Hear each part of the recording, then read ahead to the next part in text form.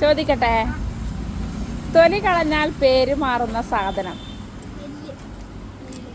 നെല്ല്. ആ, തൊലി കളഞ്ഞാൽ എന്താ പേരുണ്ടാവുക? ആ, ചോറല്ല, അരി. അരി. ആ. പിന്നെ അടുത്ത ചോദ്യം ചോദിക്കട്ടെ, ഒഴുകാൻ കഴിയുന്ന അക്കം. ആ, അക്കം എന്ന് പറഞ്ഞാൽ നമ്പർ. ഒഴുകാൻ കഴിയുന്ന നമ്പർ അതെങ്ങനെ? 7. അതെങ്ങനെ 7? നോ, തെറ്റാണ്.